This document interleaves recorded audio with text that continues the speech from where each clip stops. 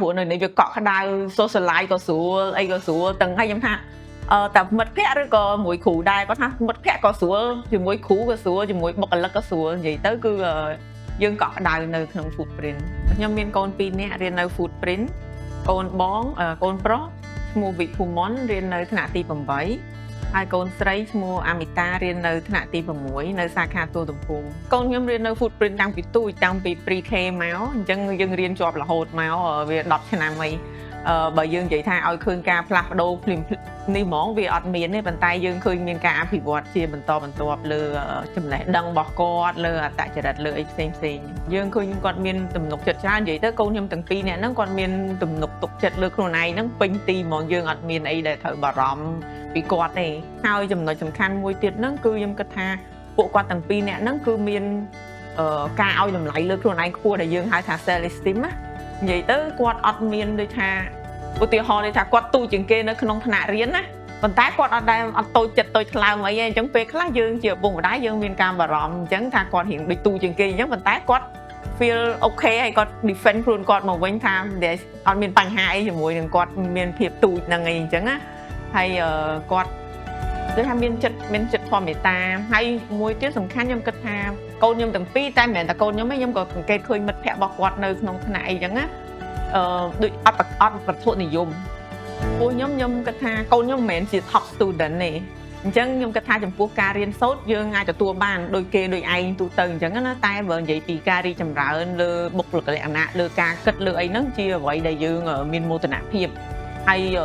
ដូចថាយើងមានទំនុកចិត្តខ្លួនឯងថាគាត់អាចធំធាត់ទៅដោយមានភាពធន់មានសុវត្ថិភាពហើយអាចមានសេចក្តីសុខដែលថាមានរបាំងការពារខ្លួនអាចរស់នៅក្នុងសង្គមបានណានិយាយទៅខ្ញុំពេញចិត្ត Footprint ក្នុងការដែលគាត់ព្យាយាមផ្ដោតលើគ្រប់រូបភាពទាំងអស់នៃការអប់រំណាមិនមែនតែផ្ដោតលើដូចថាហើយតែមិនចំណេះដឹងដូចគណិតម៉ាត់ហើយម៉ាត់ឬក៏អង់គ្លេសឬអីយើងមិនផ្ដោតតែអញ្ចឹងទេតែយើងផ្ដោតលើការអប់រំបុគ្គលិកលក្ខណៈលើគុណតម្លៃរបស់កូនសិស្សដែរកូនខ្ញុំរៀននៅ Footprint បើនិយាយពីកូនបង10ឆ្នាំហើយអញ្ចឹងបើយើងមើលទៅយើងដូចគ្រួសារមួយអញ្ចឹងហើយយើងសង្កេតឃើញការប្រស្រ័យតាក់ទងអីវាមានភាពកក់ក្ដៅយើងឆ្លើយឆ្លងគ្នាអីកក់ក្ដៅហើយវាដូចរឿង small community វាដូចសហគមន៍ទូចមួយដែលមានភាពរាប់អានស្រឡាញ់គ្នាហើយតាមពិតខ្ញុំអាសាធ្វើតេស្តកូនព្រោះខ្ញុំចង់ដឹងថាគាត់រស់រៀននៅ Footprint សុបាយអត់ចឹងណាអញ្ចឹងខ្ញុំអាសាធ្វើតេស្តកូនថាកូនបើយើងដូរសាលាមិនដែរកូនឯងមានអារម្មណ៍ថាមិនដែរអញ្ចឹងណាអញ្ចឹងភាគច្រើនគាត់ឆ្លើយថាអត់ទេគាត់អត់ចង់ដូរទេគាត់អត់ចង់ទៅណាទេហើយគាត់វាថាមិត្តភក្តិគាត់ហ្នឹង grow up មកមួយគ្នា